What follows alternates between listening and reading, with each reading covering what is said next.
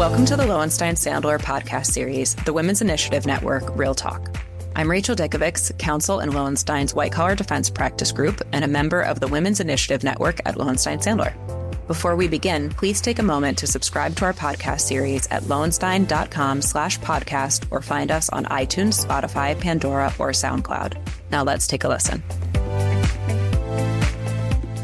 Welcome to Coffee Chats with Win, a Women's Initiative Network series where we sit down with inspiring women to talk candidly about the choices, challenges, and moments that have shaped their careers. We're your hosts. I'm Jessica Stewart, and that's Lauren Russell. We're associates here at Lowenstein Sandler. In each episode, we'll share practical insights on risk-taking, building strong teams, and navigating the early years of practice, along with a few personal stories that remind us we're all human. Pour yourself a cup and settle in as we learn how today's guest got here, what she's learned along the way, and most importantly, how she takes her coffee. Hi, Megan. Thanks for joining us today. I'll turn it over if you can introduce yourself. Sure. Happy to be here. I'm Megan Monson, a partner in Lowenstein Sandler's Executive Compensation, Employment, and Benefits Practice Group. Give us an overview of your career. How'd you end up here today? So I started my career in a little bit of a unique way where I worked at Deloitte as an in-house consultant doing employee benefits, primarily retirement plan legal work. And I practiced there for a little over 2 years. And while I learned a lot and I had some great mentors, I felt that type of role, being so junior in my career, was a bit limiting. And so I was really looking to go to a law firm where I could get exposed to a host of other things within kind of that type of practice area. And in particular, I was drawn to firms where I could do a bit of merger and acquisition work that, dovetailed into my practice area as well. And so when I started kind of looking at firms for those type of opportunities, I was really intrigued by Lowenstein in particular because I could do, very sophisticated New York level legal work in New Jersey, which to me from a personal standpoint was very attractive. And then when I met with the people, all of whom I still work with today, it really just felt like home, in terms of just the personalities. I think the type of environment that Lowenstein offers, a lot of the autonomy and entrepreneurial spirit that they encourage are all things that I felt through the interview process. And being here 10 years later, I couldn't be more happy with my decision. And, it's what drew me in the door, and it's what's continued to keep me here. So what do you think is the biggest risk you've taken in your career?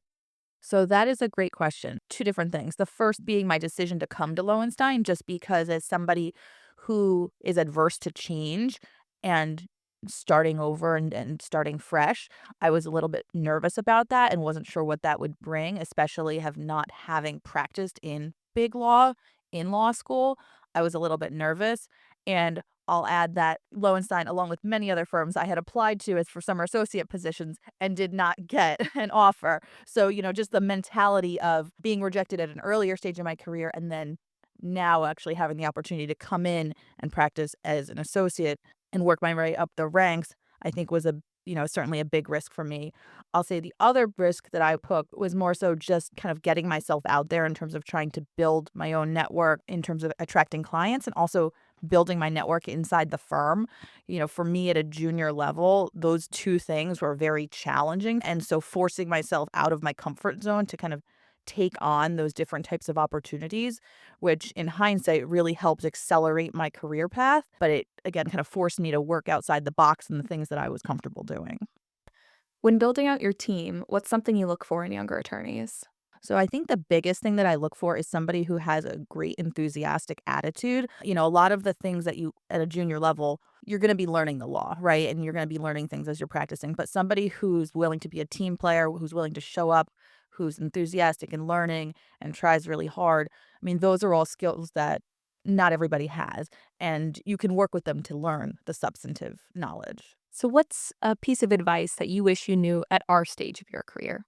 So I'd say I wish I knew that it's okay to not know the answer and to ask questions and to have the confidence that that's okay, right? I think as a more junior associate, I felt like I always needed to find the right answer or present something. And sometimes there's not a good answer, or if a client asks a question, knowing that it's okay to get back to them and just being able to kind of, I think, have that confidence to do that is something that I certainly struggled with at a more junior level of my career. I'll also say that I realized the importance of, kind of to my risk-taking answer, building your network, again, internally and externally early on, not expecting that it's going to turn into any sort of client work necessarily, but being comfortable that that's part of your practice and putting yourself in those situations, because as you get more senior and you have more of those relationships, it just becomes a lot more organic and a lot easier to maintain it. And, I've heard the advice that, building client relationships, you're planting seeds and it takes many, many years. So to have that be part of your practice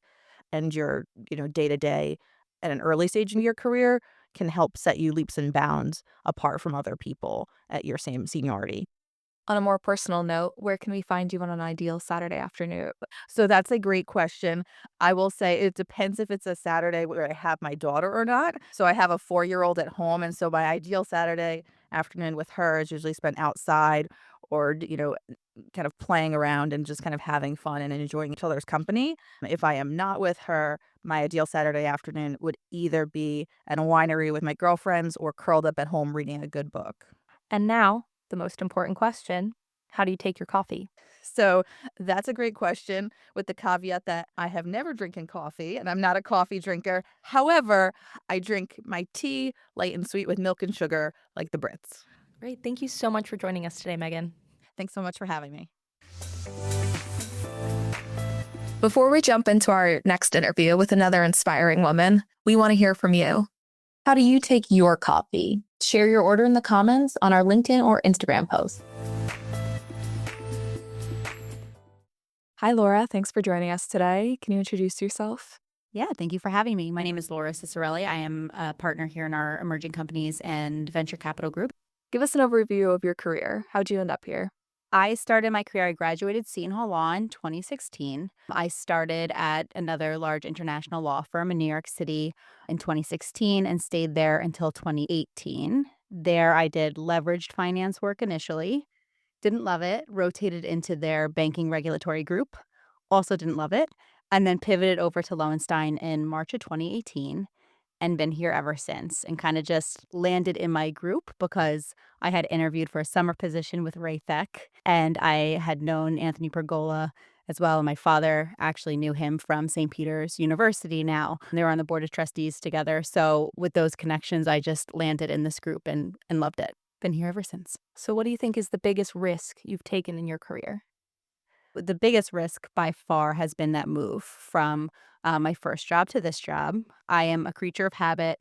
Any type of new situation scares me. And at the time I made the move in 2018, I had just gotten engaged. We just moved where we were living. And then I was going to do the career, not the career move, but just the location move. And that was just all daunting, especially all at once. Definitely the biggest risk. At the time, I'm the only lawyer in my family. So I didn't know if I just didn't love where I was working and the work I was doing, or I didn't love being a lawyer. That was also very scary to me. And so just making this move and thinking, well, if I don't love it, then I have 2 jobs that I've left within a 2-year window. And that was also very just scary and daunting. Certainly that pivot in 2018 was the biggest one. When building your team and staffing your matters, what's something you look for in younger attorneys?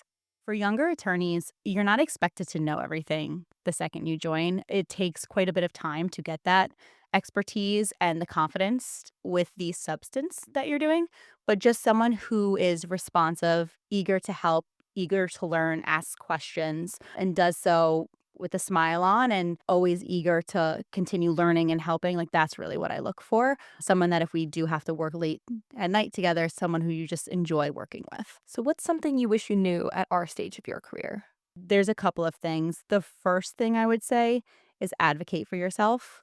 No one's going to do it for you. And even if they do advocate for you, no one is going to do it as well as you can do it for yourself. Making sure that if there's certain work you want to be getting more of, reaching out and getting that work. Don't just think because you tell a few people that you want to do it that they're going to keep that in mind every time they hear of a new deal come in and push it to you. They may, but no one's going to do it better than you reaching out every day and making sure you fill your plate up with what you want to do. Especially here, we have kind of like a free market system.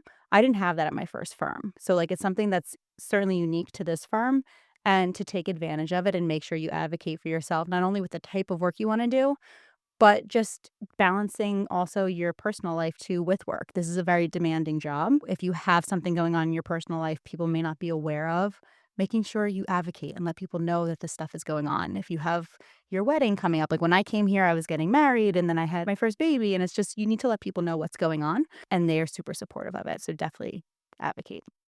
On a more personal level, where can we find you on an ideal Saturday afternoon? This is going to sound so uninteresting, but honestly, my ideal Saturday is just waking up a little later, which for me means like 6:30 in the morning, closer to 7. I have 2 boys, so my first is 4.5, Lincoln. My second is going to be 9 months tomorrow, Dominic. So ideally, like just waking up slowly with them, enjoying the morning with the hustle and bustle of work. It's rare to do during the week. So lots of Bluey, lots of snacks. I'm a snack mom, I'm all for it. And just hanging out with them makes me happy. And now our most important question, how do you take your coffee? When I first got this question, when I saw tea is acceptable, it is not. I am a big coffee drinker. Any season, it's got to be iced. That's my number one criteria. There has to be some type of flavor in it, so sugar-free of some sort, because I don't like to drink my calories. And then the splash of oat milk or skim. All right. Well, thank you so much for joining us, Laura. Yeah, thank you guys. Thank you for joining us for this episode of Coffee Chats with Win. We hope that today's conversation offered you a perspective you can use. Whether you're charting your next move, mentoring the next generation, or simply looking for a dose of motivation with your morning brew. If you enjoyed the episode, please follow the series and share it with a colleague. Until next time, keep investing in your growth and your community, and don't forget to tell us, how do you take your coffee? Thank you for listening to today's episode. Please subscribe to our podcast series at lowenstein.com/podcasts or find us on iTunes, Spotify, Pandora, or SoundCloud. Lowenstein Sandler podcast series are presented by Lowenstein Sandler and cannot be copied or rebroadcast without consent. The information provided is intended for a general audience. It is not legal advice or substitute for the advice of counsel. Prior results do not guarantee a similar outcome. The content reflects the personal views and opinions of the participants. No attorney-client relationship is being created by this podcast, and all rights are reserved.